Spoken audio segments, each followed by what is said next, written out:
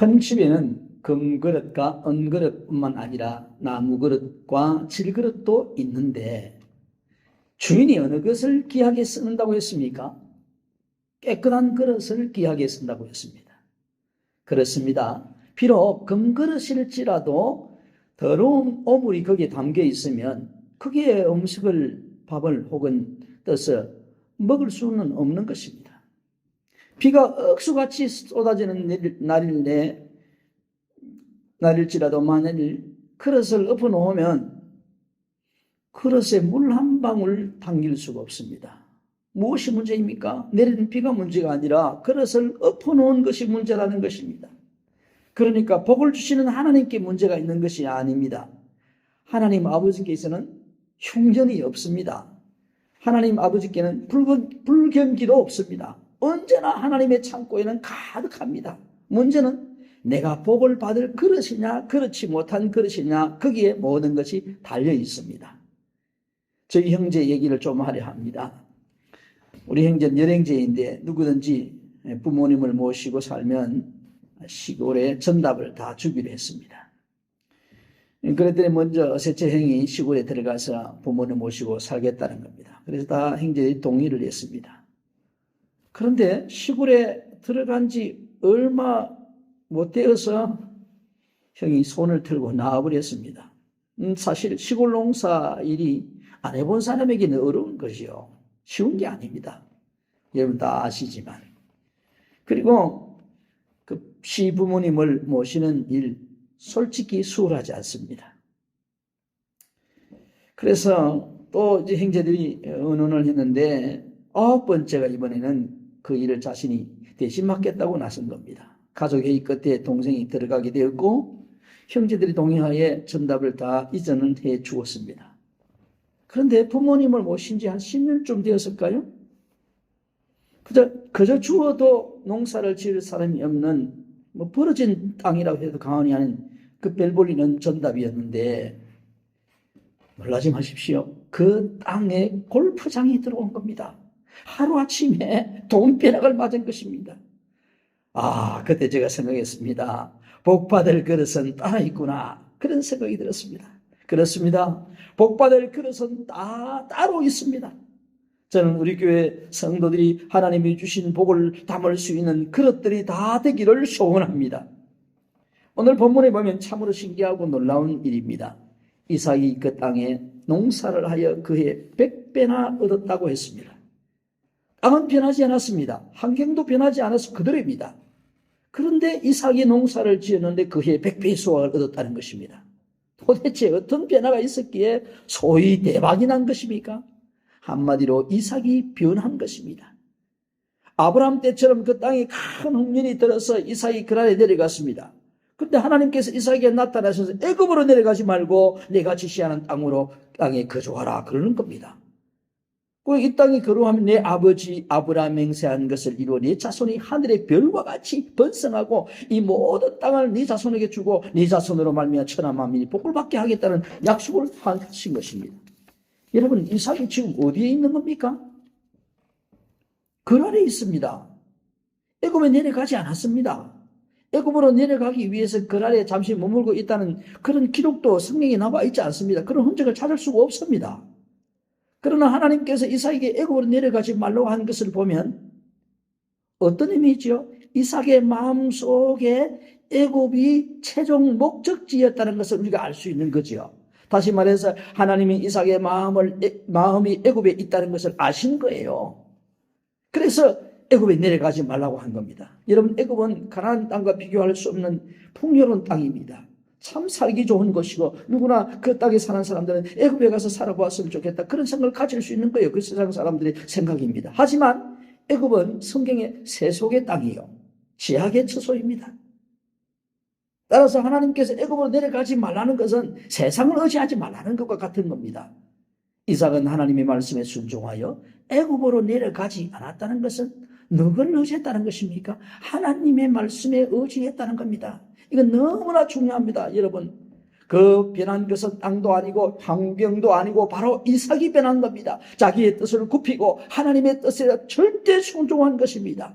이삭은 세상을 의지하지 않고 하나님을 의지했다는 것입니다. 그랬더니 하나님께서 그의 농사를 지었는데 땅도 변한 것이 없고 환경도 변한 것이 없었지만 100배의 수확을 얻을 것입니다. 2배가 아니에요. 3배가 아니에요. 100배의 수확을 얻을 것입니다.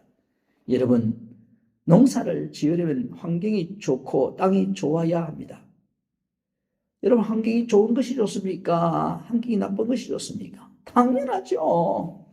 환경이 좋고 땅이 좋으면 훨씬 수확의 기대치가 높아집니다.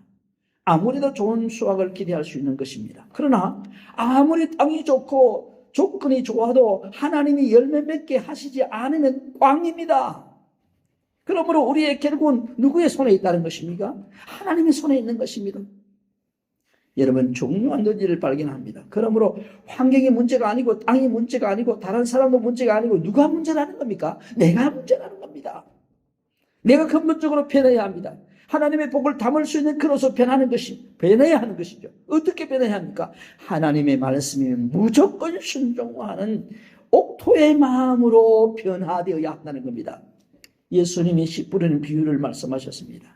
씨를 뿌리는 자가 나가서 씨를 뿌리는데 어떤 씨는 길가에 떨어지고 어떤 씨는 돌밭에 떨어지고 어떤 씨는 가시덤불 밭에 어떤 씨는 옥토에 떨어졌다고 했습니다. 여기 밭은 밭에 씨를 뿌리는 자는 하나님이시고 밭은 사람의 마음이고 씨앗은 말씀입니다. 그러니까 씨 뿌리는 자 문제 없죠? 씨앗도 생명이 있으니까 문제가 없습니다. 무엇이 문제라는 겁니까? 우리의 마음밭이 문제라는 것입니다. 그러므로 그 밭이 길가냐 밭이냐, 돌밭이냐, 아니면 가시들기 들부 밭이냐, 옥토밭이냐, 그게 따라 결정이 되는 겁니다. 이삭은 자기 마음밭을 옥토로 가꾸는 거예요. 변화시킨 것입니다. 처음 분명히 그는 마음밭에 세상에 가 있었습니다. 그러나 하나님의 말씀을 듣고 그 마음밭을 기경하여서 옥토로 바꾸어서 변화시켜서 순종한 것입니다. 그래야 그 해에 100배 복을 받은 것입니다. 사랑하는 교회 여러분, 내 마음밭을 옥토가 되게 해서 100배 복을 받는 성도가 되기를 바랍니다. 그렇지만 또 하나 복받는 그릇의 비결은 또 하나 있습니다. 12절과 14절에 보면 이삭이 그 땅에서 농사하여 그 해에 100배나 얻었고 여호와께 복을 주심으로 그 사람이 장대하고 왕성하여 마침내 거부가 되어 양과 소가 때를 이루고 종이 심히 많음으로 블레셋 사람이 그를 시기하여 그랬습니다. 이삭이 100배의 복을 받으니까 그 땅의 사람들이 좋겠어요? 블레셋 사람들이 시기한 거죠. 한번 생각해 보십시오. 굴러온 돌 주제에 박힌 돌을 뽑다니 배가 안 아프겠어요? 사촌의 논을만 사도 배가 아픈데 잘 되는 꼴을 보기 싫은 겁니다. 그래서 시기하고 질투하고 못 살게 괴롭힙니다. 넘어뜨려 온갖 방해와 공작을 다 했습니다. 급기야는 그 동네에서 살지 못하고 쫓아내었습니다. 1절에 언급한 것처럼 아브라함도 큰 홍련이 들었을 때 그랄에 내려와서 고려했는데 그때 아브라함이 우물을 팠을 때 역시 그때 그랄 사람들 시기하고 질투하고 블레셋 사람들이 아브라함의 우물을 전부 막아버렸습니다. 당시 블레셋 지역에서 우물을 필수적이지 않았습니까? 생명과 직결됩니다. 그런데 우물을 파기만 하면 그냥 끝까지 따라와서 여기는 우리 땅이니 내놓아라. 안 내놓으면 그냥 막아버리고 우물을 막아버리고 흙을 덮어버립니다. 그런데 그 아들 이삭이 또 자기 땅에 와서 번성하는데 우물을 파는 꼴을 보기 싫은 겁니다. 아예 꼴 보기 싫으니 떠나라는 겁니다. 그래서 이삭을 싸우지도 않고 그런데도 이삭은 싸우지도 않고 거기서 떠나서 아브라함 때 팠던 우물을 다시 팠습니다. 그랬더니 또 그날 목자들이 와가지고 또 자기들 것이라고 우기면서 내놓으라고 합니다. 그때마다 이 이삭은 옮겨가기를 여러 번 했습니다. 여러분, 우리 같으면 어떻게 하겠습니까? 아니 내가 예수 믿는다고 나를 어떻게 보냐? 내가 너에게 뭘 잘못했나? 나를 물러보나? 그래 참을 만큼 참았어. 나는 이제 더 못 참아. 한계치에 이르렀어. 박부러지게 살만 하지 않습니까? 그런데 이삭은 그랄 자손과 싸우지 않고 피하여 가서 이렇게 고백합니다. 여호와께서 우리의 장소를 개하셨으니 이 땅에서 우리가 번성하려 무슨 말씀입니까? 쫓겨가서는 하나님께서 다 넓은 지경을 주셨다고 하면서 믿음으로 하나님의 은혜를 바라본 것입니다.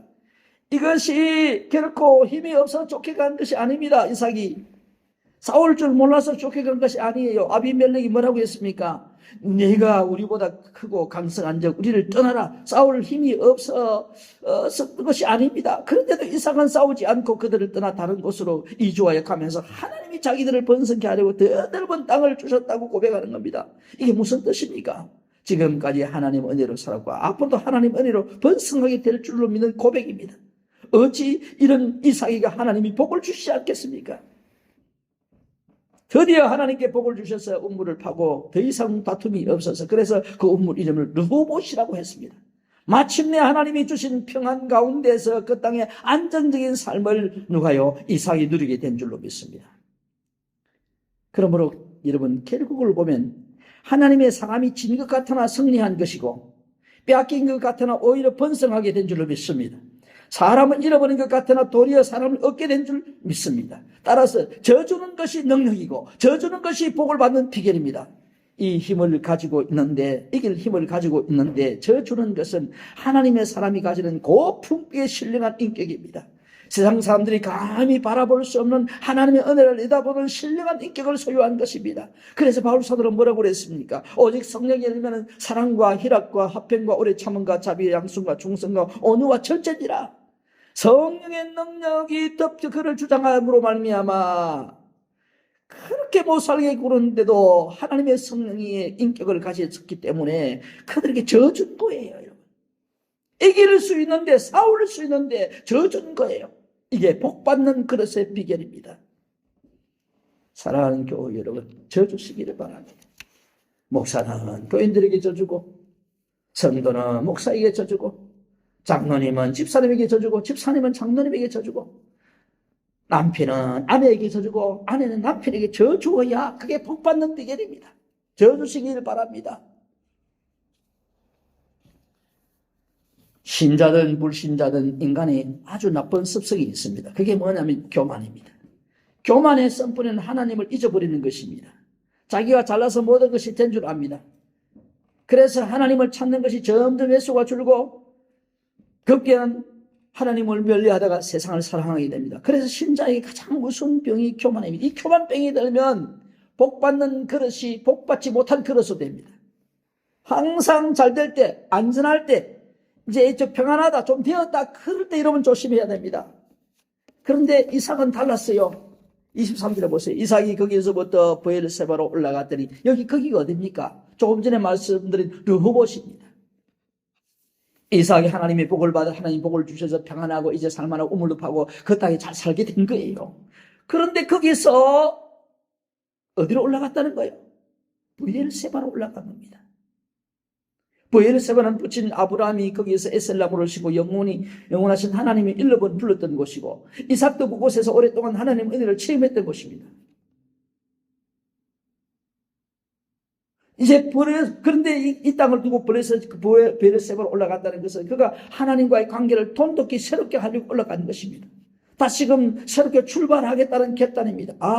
지금까지 뒤돌아보니까 다 하나님의 은혜였거든요. 내가 그 땅을 떠나지 아니고 흉년이 들고 얼음이 있어 그 땅을 떠나지 아니고 하나님을 붙들고 하나님을 바라보았으면 하나님의 은혜를 입힐 것인데 내가 하나님과 관계를 돈독히 하지 아니하고 내 생각을 가지고 이 거란에 왔더니 죽을 고생을 했지 않습니까? 그래서 다시금 신앙의 본거지로 은혜의 본거지로 하나님 앞으로 돌아가서 하나님과 재청립으로 다시 하나님 은혜로 살겠다고 브엘세바로 올라간 겁니다.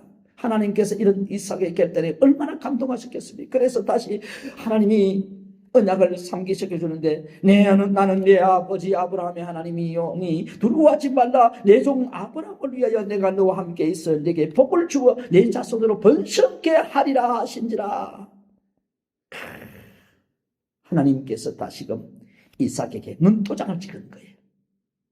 내가 너를 지켜보고 있다. 내가 너를 복의 근원으로 삼아주겠다.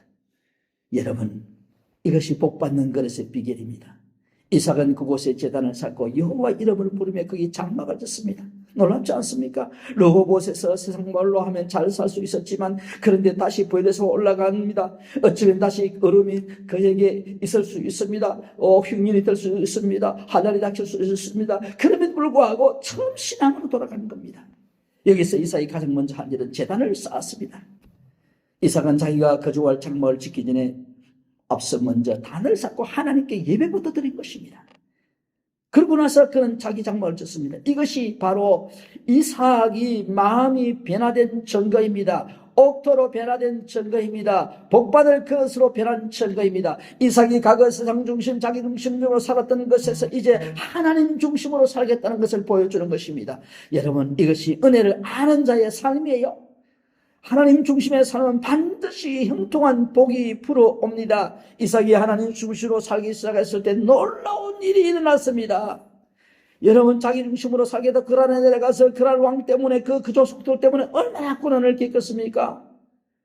그런데 하나님 중심으로 살겠다 하니까 하나님께서 그란 왕으로 하여금 이삭을 두려워하게 하시고 그가 스스로 이삭에게 찾아와서 하친 조약을 맺고 액을 복걸하게 된 겁니다.